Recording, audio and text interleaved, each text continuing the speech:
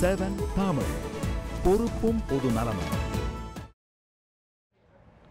பாரிஸில் சூப்பர் மார்க்கெட்டில் தீவிரவாதிகள் தாக்குதல் நடத்திய சம்பவத்தை தொடர்ந்து யூதர் பத்திரிகைகளில் பாதுகாப்புகள் அதிகரிக்கப்பட்டுள்ளன. பிரான்ஸ் தலைநகர் பாரிஸில் உள்ள சூப்பர் மார்க்கெட்டில் புகுந்த தீவிரவாதி அங்கிருந்தவர்களை பணைய கைதிகளாக பிடித்து வைத்தான். இதையடுத்து அங்கு சென்ற காவல்துறையினர் அதிரடி துப்பாக்கிச் சூடு நடத்தினர். இதில் தீவிரவாதி சுட்டுக் கொல்லப்பட்டான். மேலும் 4 பணைய கைதிகளும் குண்டு பாய்ந்து உயிரிழந்தனர். கடந்த சில நாட்களாக பிரான்ஸை அதிர்ச்சிக்குள்ளாக்கிய தொடர் தாக்குதல்கள் நடைபெற்று வந்ததால் பாதுகாப்பு காரணங்கள் கருதி அங்குள்ள ஜெப ஆலயங்கள், வணிக வளாகங்கள் மூடப்பட்டன. இதனிடையே பாதுகாப்புகள் அதிகரிக்கப்பட்டு வணிக வளாகங்கள் தற்போது மீண்டும் திறக்கப்பட்டுள்ளன.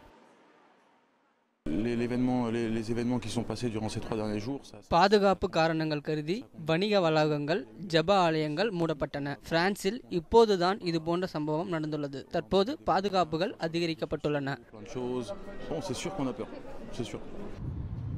தீவிரவாதி தாக்குதல் நடத்தியது யூதர்களின் சூப்பர் மார்க்கெட் என்பதால் யூதர் பகுதிகளிலும் பாதுகாப்பு அதிகரிக்கப்பட்டுள்ளது. பாதுகாப்புகள் அதிகரிக்கப்பட்டுள்ளதால் கடைகளை திறக்க அஞ்சவில்லை என்று கடை உரிமையாளர்கள் தெரிவித்தனர்.